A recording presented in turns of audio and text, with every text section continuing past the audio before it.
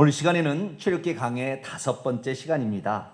표징을 가지고 애굽으로 들어가는 모세와 아론의 마중이란 제목으로 함께 말씀을 살피고자 원합니다.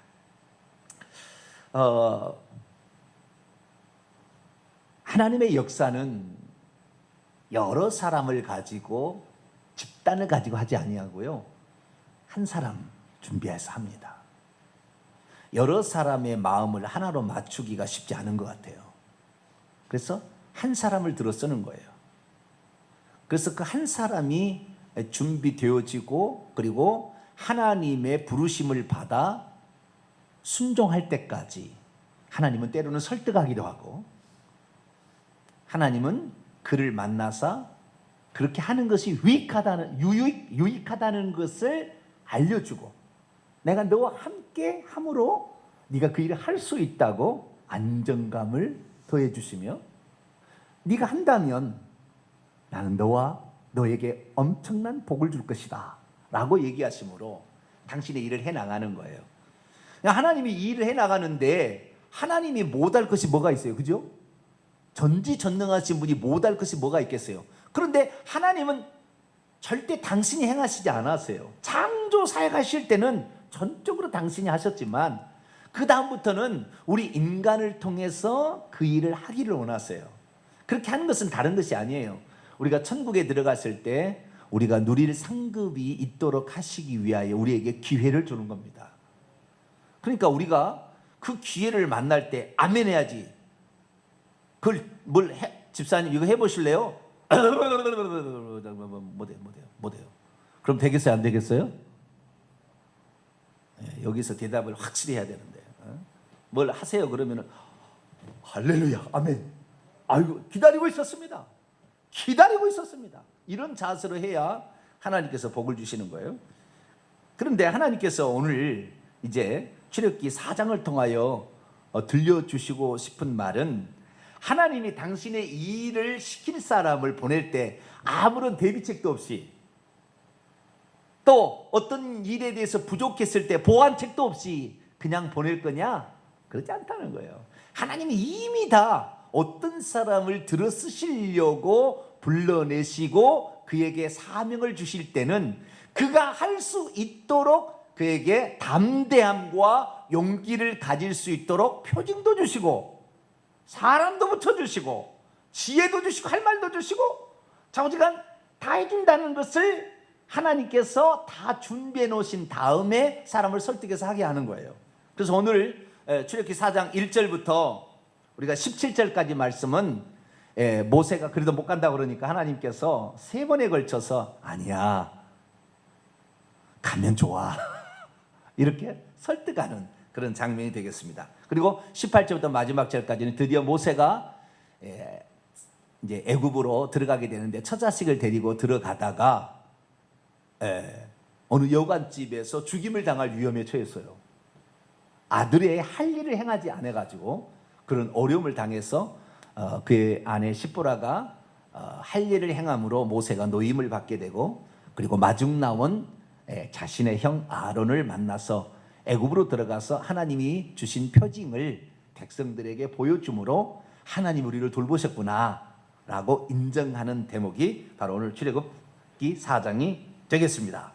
그래서 출애굽기 4장은 크게 보게 되면 하나님께서 사람을 보내실 때에 어떻게 보내시는가, 그 보내시기 전에 하나님이 예비하심이 무엇이었는가, 그래서 우리도 어떤 일을 맡기실 때는 할 수 있게끔 하나님이 하시고 보낸다는 걸 알고 하나님이 말씀이 떨어질 때 순종하는 사람이 되라. 이것이 첫 번째 부분이고, 두 번째 부분은 사소한 부분이라도 우리가 하나님의 말씀에 순종하게 될 때 사소한 부분이라도 놓치게 되면 하나님은 그런 걸 용납하지 아니한다라는 것을 알고, 사소한 것이라 할지라도 내가 큰 일을 감당해서 사소한 것을 무시하지 말고, 하려는 거 무시하지 말고, 사소한 것이라도 내가 감당해야 할 책임들은 소홀히 하지 말고 잘 감당해야 되는 그런 이야기 중심으로 오늘 본문이 나타나게 되겠습니다. 자, 그래서 오늘은 지난주에 이어서, 지난주에는 두 가지 변론이 있었어요. 두 가지. 모세가 못 간다. 내가 무식해서 못 간다. 그래서 내가 너와 함께 할 거다. 그랬고, 내가 간다고 해서 누가 보냈다고 할까요? 하나님이 나는 스스로 있는 자니라. 나는 모든 것을 있게 만드는 자다. 그래서 당신을 소개해 주었다. 이 두 가지 변론을 배웠습니다. 오늘은 4장 1절부터 17절까지는 세 가지 변론이 더 나와요. 그래서 총 5가지 변론을 통하여 확신을 가지고 모세가 애굽에 들어가게 되는데, 그때 하나님께서 하나님의 지팡이를 들려주심으로 그 지팡이가 하나님과 함께하고 네가 부족했을 때 그 능력을 행할 수 있는 징표로서 그것을 가지고 가라, 이렇게 얘기를 하잖아요. 그래서 이 모세가 드디어 하나님이 나와 함께하기 때문에 얼마든지 가서 해도 되겠구나, 안심을 하고 들어가게 할 수 있도록 하나님이 그를 설득해가는 과정을 말해주고 있습니다. 자, 그럼 첫 번째는 이제 지난번에 2가지 변론이 있었고요. 오늘 3가지 변론합니다. 첫 번째 변론이 1절부터 9절까지 말씀인데요. 1절부터 9절까지 말씀인데 1절 말씀을 읽도록 합니다. 시작. 모세가 대답하여 이르되 그러나 그들이 나를 믿지 아니하며 내 말을 듣지 아니하고 이르기를 여호와께서 내게 나타나지 아니하셨다 하면 어떡할래요? 하나님께 이제 얘기를 하는 거죠. 그러니까 이스라엘 백성들이 나를 믿지 아니하고 내 말도 믿지 아니하고 하나님이 나를 보내셨다는 것을 안 믿어버린다, 안 믿겠다고 그러면 어떻게 합니까? 이스라엘 민족을 어떻게 이끌어냅니까? 그랬더니 아니야, 하나님 내가 너를 보냈다는 것을 이스라엘 민족이 알 수 있도록 해줄게 라고 3가지 표징을 그 앞에 보이라고 그러는 거예요. 그래서 이 표징을 보이게 되게 되면 이스라엘 민족이 하나님께서 모세를 이스라엘 민족을 구출해서 가나안 땅에 들어가게 하려고 불러냈구나, 우리에게 보냈구나 라고 인정할 거라는 거예요. 첫 번째 표징이 뭘까요? 자, 2절부터 5절까지 읽습니다. 시작. 여호와께서 그에게 이르시되 내 손에 있는 것이 무엇이냐? 그가 이르되 지팡이이다. 여호와께서 이르시되 그것을 땅에 던지라 하시매 곧 땅에 던지니 그것이 뱀이 된지라. 모세가 뱀 앞에서 피하며 여호와께서 모세에게 이르시되 내 손을 내밀어 그것의 꼬리를 잡으라. 그가 손을 내밀어 그것을 잡으니 그의 손에서 지팡이가 된지라. 이는 그들에게 그들의 조상의 하나님 곧 아브라함의 하나님, 이삭의 하나님, 야곱의 하나님 여호와가 내게 나타난 줄을 믿게 하려 함이라 하시고, 모세에게 아브라함과 이삭과 야곱 그들의 조상의 하나님이 나타나서 드디어 때가 되어서 가나안 땅에 들여보내려고 모세를 보냈구나라는 사실을 알도록 하기 위한 3가지 표징의 하나가 뭐예요? 지팡이가 뱀이 되게 하는 그런 것을 하라는 거예요. 2번째는 또 뭐고 3번째는 뭔지를 우선 살펴보고 전체인 걸 조망하겠습니다. 그런데 그렇게도 안 믿을 거라는 거예요. 자, 8절 말씀을 먼저 읽습니다. 시작.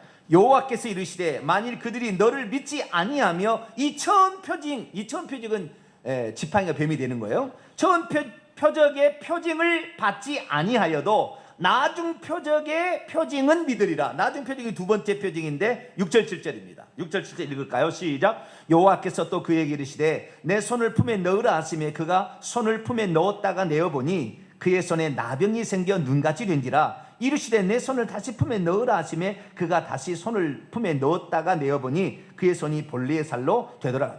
2번째는 문둥병이 걸렸다 나았다 하는, 첫 번째는 지팡이가 뱀이 되었다 다시 지팡이가 되었다 뭐 이런 거고, 2번째는 품을 넣었더니 뗐더니 문둥병이 걸려서 다시 몇 대부터 괜찮아 이렇게 하는 거예요. 아시겠죠? 이것이 이제 문둥병이 걸리는 이 나았다 하였다는 2번째 표징이에요. 그런데 처음 표징 지팡이가 뱀이 되게 하는 것은 안 믿을 수 있다는 거예요. 왜냐하면 애굽 사람도 나중에 보니까 그걸 합니다. 그런 표징을 보여요. 아시겠죠? 문둥병이 들었다 안 들었다는 못해요, 애굽 사람은. 그러나 지팡이를 가지고 하는 것은 애굽 사람도 합니다, 나중에. 그러니까 이것은 안 믿을 수 있으나 2번째 표징은 이거 믿을 거라는 거예요. 그래도 안 믿을 수 있다 이 말이에요. 만약에 대비해서 한 가지를 더 했어요. 근데 실제적으로 이스라엘 민족에게는 이 2가지 앞에 표징만 보여줬지 3번째는 하지 않았습니다. 이것은 애굽 땅에 가서 합니다. 자, 3번째 표징은 뭐냐? 9절에 나와 있어요. 9절 한번 읽어볼까요? 시작. 그들이 이 2 이적을 믿지 아니하며 내 말을 듣지 아니하거든 너는 나일강 물을 조금 떠다가 땅에 부으라. 내가 떠온 나일강 물이 땅에서 피가 되리라. 세 번째는 나일 강물을 땅에 쏟아서 피가 되게 하는 기적, 이적을 행하라. 이 세 가지를 했는데 이스라엘 민족 앞에 가서는 두 가지만 했어요. 앞에 두 가지. 땅에다가 물을 쏟는 것은 안 했습니다. 아시겠죠? 두 가지만 해도 믿었어요. 아시겠죠? 두 가지도 믿었어요. 자, 그러면 첫 번째 표징, 지팡이 표징, 두 번째 문둥이 표징, 세 번째 피 표징, 이 세 가지 표징의 의미가 무엇이고 왜 하나님께서는 그렇게 하게 하시는가에 대해서 잠깐 살펴보도록 하죠. 첫 번째, 지팡이. 하나님은 모세와 함께하고 모세를 보냈다라는 것을 이스라엘 백성들이 알도록 하기 위한 첫 번째 표징으로 지팡이를 던져서 뱀이 되게 하고 다시 지팡이의 꼬리를 잡으면 지팡이가 되는 이런 표적을 하게 했을까요? 그것은 모세가 지금 있는 현장에서 들고 있는 것이 뭐요? 지팡이뿐이잖아요. 그렇죠? 그 다음에 두 번째는 손을 넣었다 빼보라고 그랬어요. 손은 자기가 가지고 있잖아요 지금. 그렇죠? 뭐 다른 데서 열심히 뭐 하는 게 아니라고요. 내가 지금 가지고 있는 거잖아요. 손도 그렇고 지팡이도 그렇죠. 그렇죠? 내가 지금 사용하고 있는 그거예요. 아시겠죠? 내가 사용하고 있는. 하나님께서 우리 자신에게 어떤 일을 시키게 될 때 너가 없는 걸 하라고 하진 않아요. 너가 가지고 있지 않은 것을 가지고 하라고 시키지 않아요. 그럼 못한다고 할 거니까 처음부터. 자기가 늘 지팡이 쓰던 거예요. 이것으로 양떼 인도했어요. 소떼 인도했다 그 말이죠. 아시겠죠? 이걸로 뱀도 때렸고 곰이나 이런 것도 때렸다 그 말이에요. 아시겠죠? 예? 이걸로 치고 다 싸운 거예요. 이거